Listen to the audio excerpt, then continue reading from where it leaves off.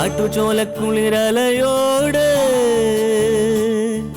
കാറ്റു പറഞ്ഞൊരു കഥയാണീ. കുരുന്നുപൂവിൻ കവിളുരുമി കരിവൻ തോതിയ കഥയാണീ.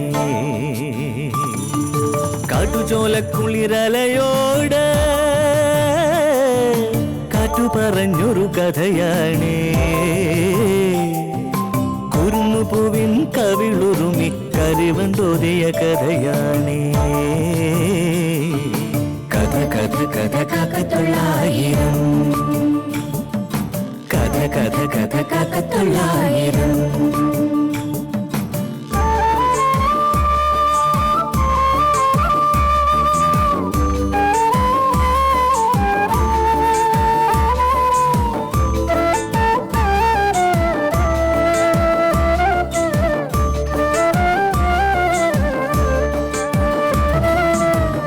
കടലിന്റെ തീരത്ത്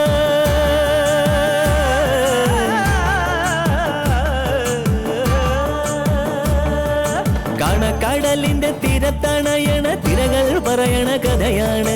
കായലോളത്തിലെ കളിയോടം കണ്ട കന്നിനിലാവിന്റെ കഥയാണ്. പടവരമ്പത്തെ പുൽനാമ്പിനോട് പുലരി പറഞ്ഞൊരു കഥയാണ്.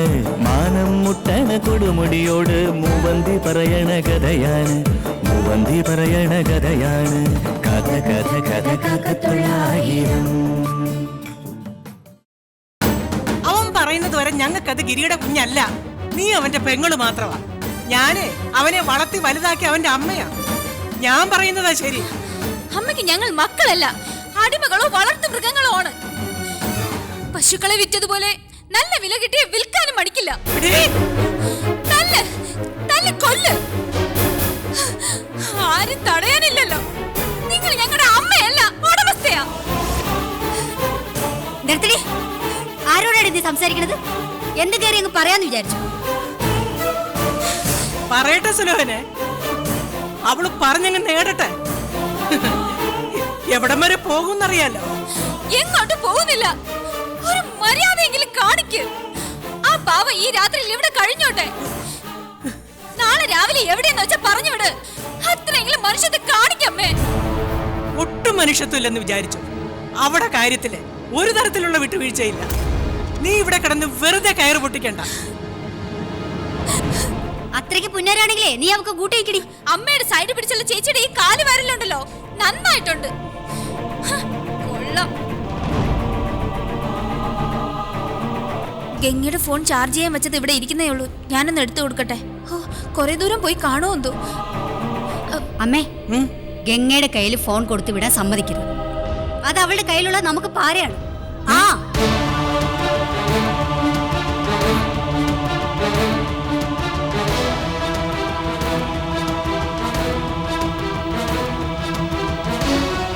നീ എന്ത് ചെയ്യാൻ പോവാ? ഇത് ഗംഗയ്ക്ക് കൊണ്ടുപോയി കൊടുക്കണം. നീ തന്നെ പോവോ? വേണമെങ്കിൽ ഞാനും കൂടി വരാം. അയ്യോ വേണ്ട. എന്നാലും അതൊന്ന് കാണട്ടെ. ആ ഫോൺ ഇങ്ങോട്ട് താടി. അമ്മയ്ക്ക് ഇത് എന്തിനാ? നീ എന്തിനാ അത് അറിയണത്? ഫോൺ കൊടുക്ക്. ഇല്ല. ഇവിടെ താടി. തരില്ല എന്ന് പറഞ്ഞില്ലേ? ആഹാ, അത്രയ്ക്ക് ഉള്ളില്ലല്ലോ. ഇവിടെ താടി. ഇങ്ങോട്ട് തരാൻ. എന്താടി കാണിക്കുന്നത്? ഫോൺ ഇങ്ങോട്ട്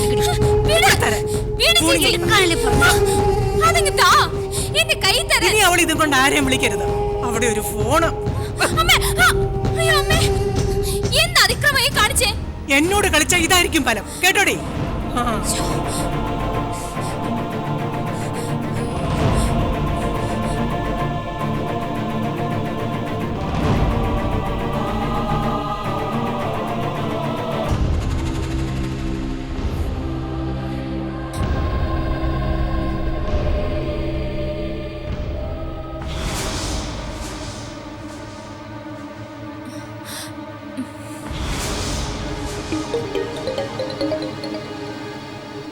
ഹലോ ഹലോ ചേട്ടാ, സുമാണ്.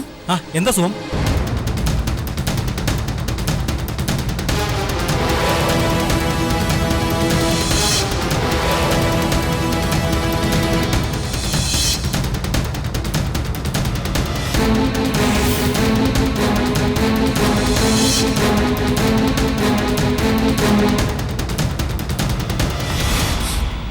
ഞാൻ ഒറ്റയ്ക്ക് എന്ത് ചെയ്യാനാണ്? പുറത്ത് നല്ല മഴയുടെ ലക്ഷണമുണ്ട്. ഈ രാത്രി ഗംഗ എന്തെങ്കിലും അവിവേകം കാണിക്കുന്ന എന്റെ ഭയം. സുമം, എനിക്കൊന്നും അറിയില്ല. ഞാൻ അവിടെ നിന്ന് പോരരുതായിരുന്നു. രാത്രിയിൽ ഒന്നും ചെയ്യാൻ നിവൃത്തിയില്ലല്ലോ. ദൈവത്തെ വിളിക്കാം, അല്ലാതെ എന്ത് ചെയ്യാനാ?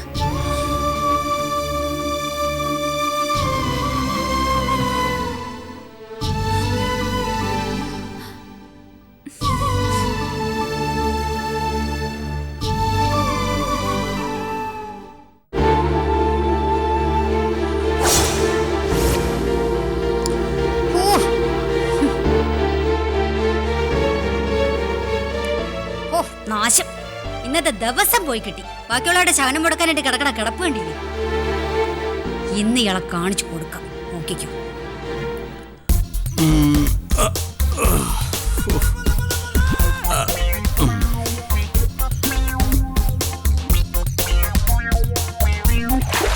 അയ്യോ അയ്യോ, ഓ മുല്ലപ്പെരിയാർ കുട്ടിയെ, അയ്യോ ഓടിവായോ നാട്ടുകാരെ, ഓടിവായോ.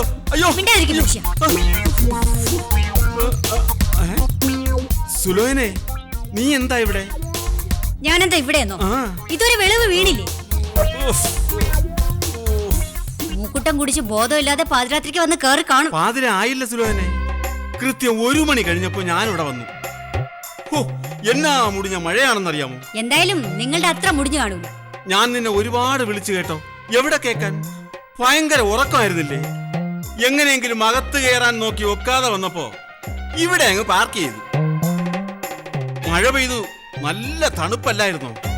തണുപ്പ് ദേ ഞാൻ വല്ലതും പറഞ്ഞ കൂടിപ്പോ. ഞാൻ കേട്ടത് സുരജനെ ഇവൻ രാത്രി കഥയിലിട്ട് മാന്തുന്നേ. എന്നിട്ട് വിളിച്ചു പറയാൻ തോന്നിയില്ലല്ലോ. വാതിൽ തുറന്ന് തന്നതുമില്ല. അത്രേ ഉള്ളൂ. ഓരോ വീട്ടിൽ ചെന്ന് നോക്കണം. മരുമോനെന്ന് വെച്ചാ അമ്മായി അമ്മമാർക്ക് ജീവനാ. അവിടത്തെ മരുമക്കളും അങ്ങനെയായിരിക്കും. ഇതുപോലെ സസ്പെൻഷൻ വാങ്ങിച്ചോണ്ട് വന്നാലേ ചിലപ്പോ മുറ്റത്ത് കിടന്ന് ഉറങ്ങേണ്ടി വരും. അത്താഴം പോലും കിട്ടിയില്ല. ഒരു കപ്പ് ചായ കിട്ടിയാ കുടിക്കാമായിരുന്നു. അശോ, ഞാനതങ്ങ് മറന്നുപോയി. ഏലക്കേക്ക് ഇട്ട് നല്ലൊരു ചായ എടുക്കട്ടെ? സ്പീഡിലായിക്കോട്ടെ. സ്പീഡില് ഞാനിപ്പോ ചായ എല്ലാം എടുക്കാൻ പോണത്. പോയി വല്ല പണി നോക്ക് മനുഷ്യ. സുലോചനെ, കഷ്ടം ഇത്. ചായ കിട്ടുന്ന ലക്ഷണം ഒന്നുമില്ല.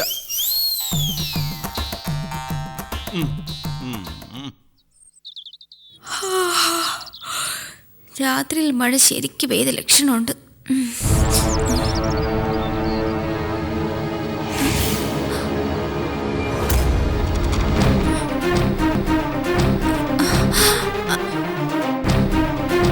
അയ്യോ ഗംഗ,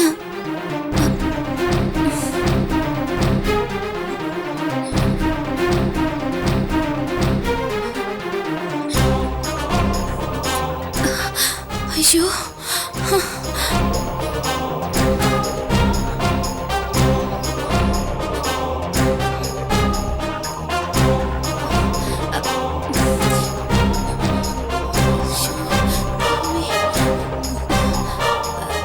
ഗംഗേ,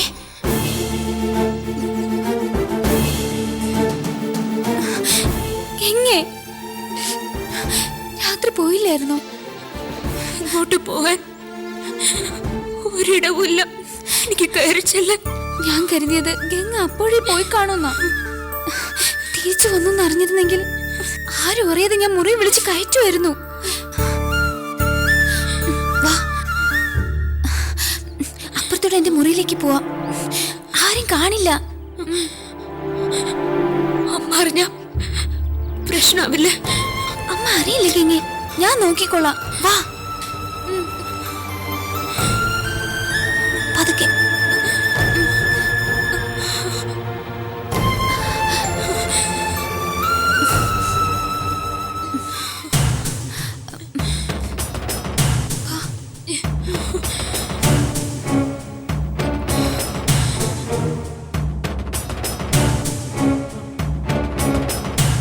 ആരോടാടി അവിടെ സംസാരിക്കുന്ന?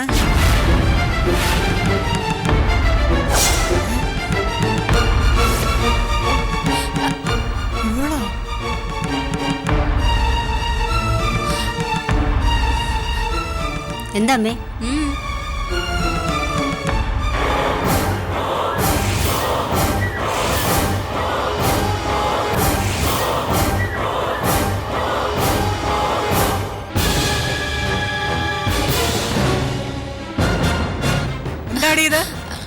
അമ്മേ, ഞാൻ മുറ്റടിക്കാൻ വന്നപ്പോ രണ്ടും കൽപ്പിച്ച് അവള് പിന്നെ വന്നിരിക്കുന്ന കണ്ടോ?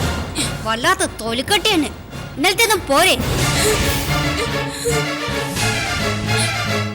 ഇവള് രണ്ടും കൽപ്പിച്ചാണെങ്കിലേ ഞാൻ മൂന്നും കൽപ്പിച്ച.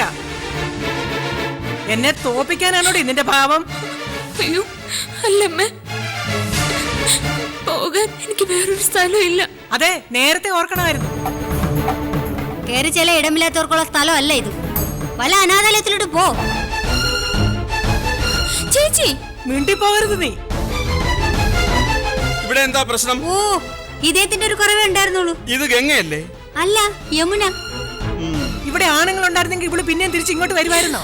അമ്മേ, രാത്രിയിൽ നല്ല മഴ പെയ്തപ്പോ ഗംഗ ഇങ്ങോട്ട് കയറി വന്നതാ. എന്നിട്ട് നമ്മൾ ആരെയും വിളിക്കാതെ ദേ ഇവിടെ ഇരുന്ന് നേരം വെളുപ്പിച്ചു.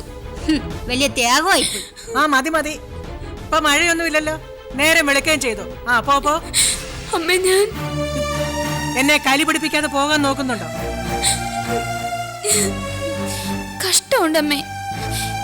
ഞാൻ ഗംഗയെ എന്റെ മുറിയിലേക്ക് കൊണ്ടുപോയിക്കോളാം. എന്തോ നിന്റെ മുറിയോ? അങ്ങനെ ഇവിടെ ആർക്കും പ്രത്യേകിച്ച് മുറിയൊന്നും ഇല്ല. ഞാൻ വേണമെങ്കിൽ എവിടെയെന്ന് വെച്ചാ കൊണ്ടാക്കാം. നിങ്ങളോ? അത് ശരി. ഞാൻ ജീവിച്ചിരിക്കുമ്പോ അങ്ങനെ എങ്ങാനും പോയിട്ടുണ്ടെങ്കിലുണ്ടല്ലോ, ദേ മനുഷ്യ കൊന്നുകളെ ഞാൻ. ആ മതി മതി, രണ്ടുപേരും നിർത്തിക്കാൻ. കൊടുക്കടി അവിടെ പാണ്ടം. എടി കൊടുക്കാൻ.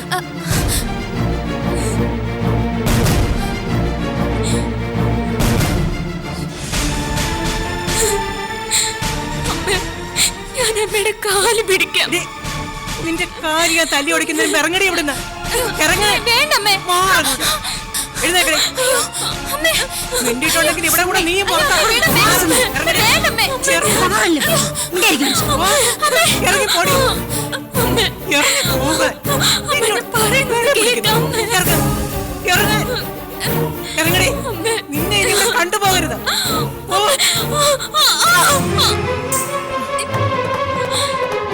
നിന്നേക്കാൾ സാമർത്ഥ്യക്കാരികളെ കണ്ടിട്ടുണ്ട് ഈ ദാക്ഷായണി. മേലാലിവിടെ കണ്ടുപോകരുത്. കൊണ്ടുപോ. സ്വന്തം വീട് മുടിച്ചിട്ട് നാട് കൂടി മുടിക്കാൻ ഇറങ്ങിയിരിക്കുന്നു.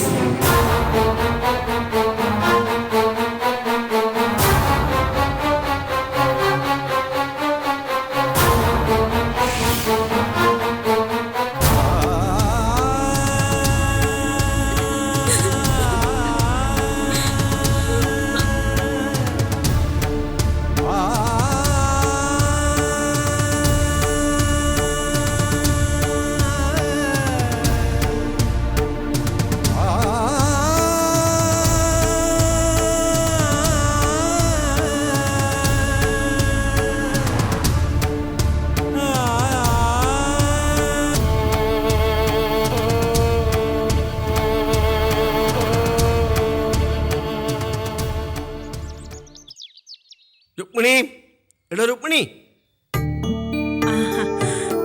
ആഹാ, പോവാൻ ഇറങ്ങിയോ? കുറച്ചുകൂടി നേരത്തെ ഇറങ്ങണമെന്ന് വിചാരിച്ചതാ. അങ്ങ് തിരുവനന്തപുരത്ത് എത്തണ്ടേ? എന്നാൽ ഇനി നാളെ പോവാ. അത് പറ്റില്ല. ബാങ്കിന്റെ കാര്യമല്ലേ. റീജിയണൽ മാനേജറെ കണ്ട് ഇന്ന് തന്നെ ഫോർവേഡ് ചെയ്യേണ്ട കാര്യങ്ങളുണ്ട്. ആ പിന്നെ പെട്ടെന്നൊരു കാര്യം അങ്ങ് പറഞ്ഞേക്കാം. എന്താ? ഇന്നലെ രമേശൻ പറഞ്ഞത് അത്രയും വെറുതെയാ. അഭിനയിക്കുമായിരുന്നു അവൻ. ശാരദേട്ടത്തിയുടെയും ഗംഗയുടെയും കാര്യമേ. ശാരദേട്ടത്തിയെ ചികിത്സിപ്പിക്കാം, ഗംഗയുടെ കാര്യത്തിൽ അനുകൂലമായി നിൽക്കാമെന്നൊക്കെ രമേശൻ വാക്കു പറഞ്ഞില്ലേ? അതൊക്കെ വെറും അടവാ.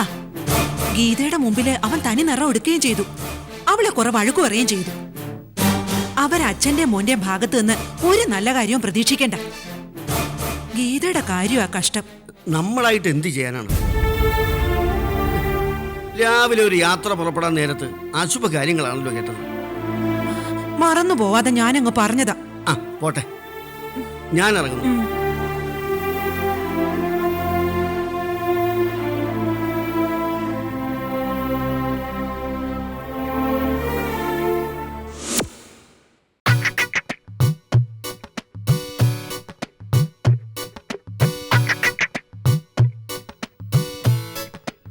വെറുതെ കിനാകൊണ്ടിരിക്കാതെ ഈ തുണിയൊന്നും വിരിക്കാൻ സഹായിച്ചൂടെ നിങ്ങൾക്ക്?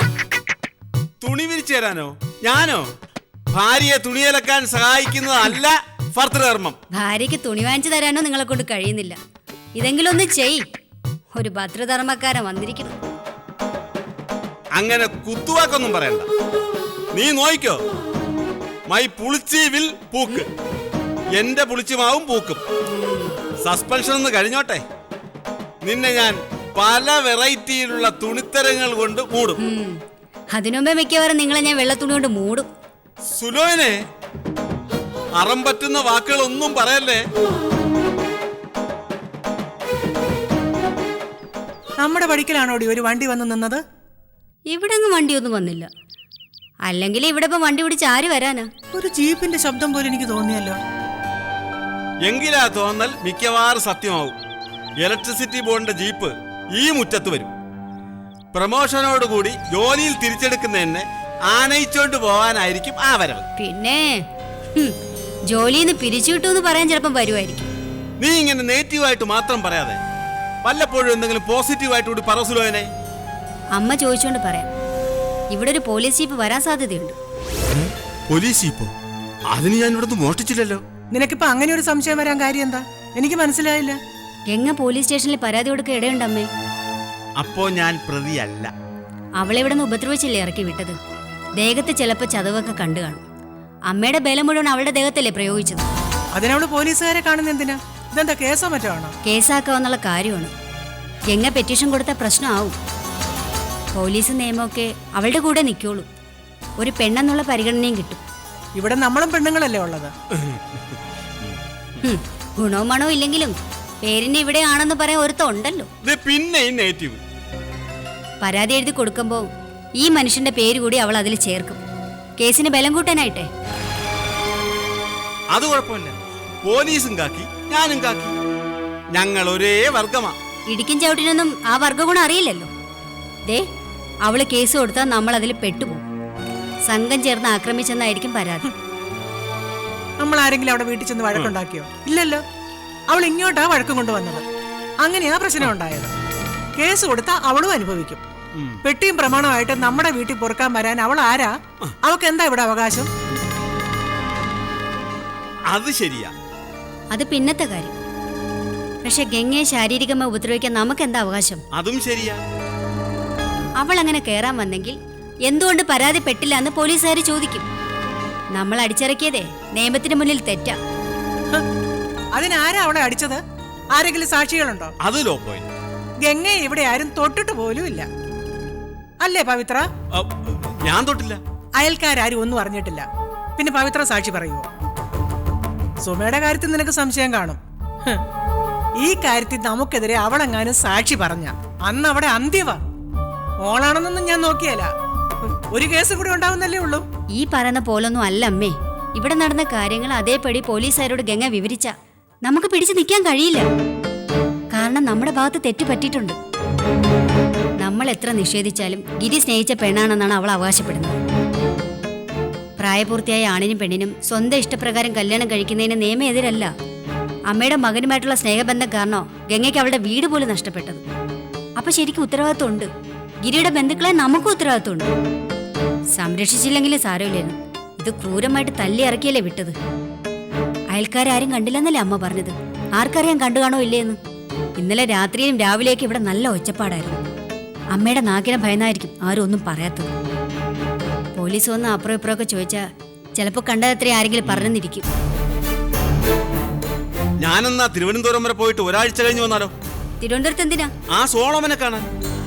ഈ ചതി നമ്മളോട് ചെയ്തത് ശരിയായില്ലെന്ന് പറയാം. അവനാണല്ലോ ഗംഗ എവിടെ നടന്നിട്ട് പോയത്.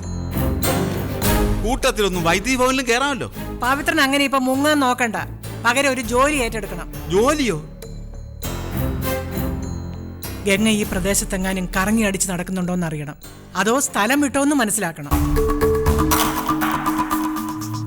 അഥവാ ഇവിടെ എങ്ങാനും ഉണ്ടെങ്കിൽ എന്താ അവിടെ ഉദ്ദേശം അറിയണം.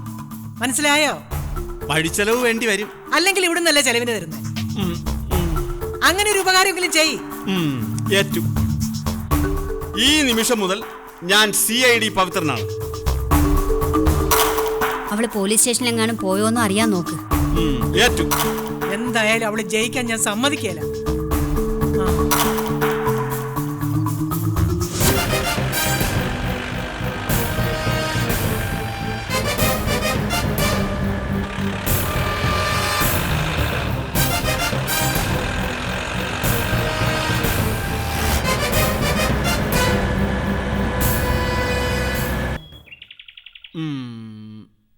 മുട്ടുവിൻ തുറക്കപ്പെടുമെന്നാണ് പ്രമാണം. പക്ഷേ ഗംഗ എവിടെ ചെന്ന് മുട്ടും? അല്ല, അന്വേഷിച്ചു കണ്ടെത്തിയില്ലാതൊരു സിനിമയുണ്ട്. എന്നാലും നോക്കട്ടെ, മുട്ടാം.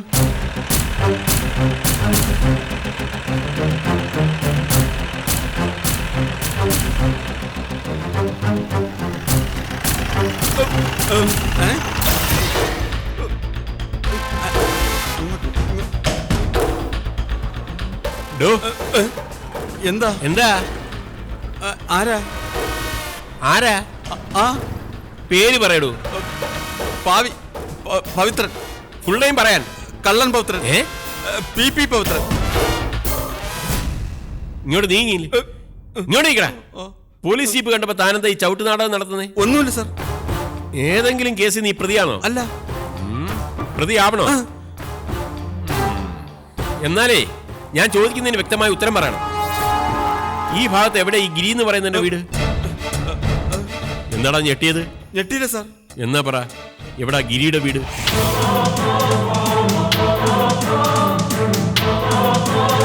സ്നേഹനിധിയായ അച്ഛൻ ഇനി ഓർമ്മ മാത്രം. ഓർമ്മകളുടെ താളം തെറ്റിയ അമ്മ മുമ്പിലൊരു നൊമ്പര കാഴ്ച. എന്നിട്ടും വിധി ഈ പെൺകുട്ടിയെ വെറുതെ വിടുന്നില്ല. അത്രയ്ക്ക് കൊടിയ അപരാധമാണോ ഗംഗ ചെയ്തത്? പ്രിയപ്പെട്ട അമ്മമാർക്കും പെങ്ങന്മാർക്കും മുന്നിൽ ഈ ചിന്താവിഷയം സമർപ്പിക്കുന്നു. കാത്തിരുന്ന് കാണുക. കാട്ടുചോലക്കുളിരലയോട് കാറ്റു പറഞ്ഞൊരു കഥയാണീ. കുരുന്നുപൂവിൻ കവിളുരുമി കരിവണ്ടോതിയ കഥയാണീ. കാട്ടുചോലക്കുളിരലയോട് കാറ്റു പറഞ്ഞൊരു കഥയാണേ. കുരുന്നുപൂവിൻ കവിളുരുമി കരിവണ്ടോതിയ കഥയാണേ.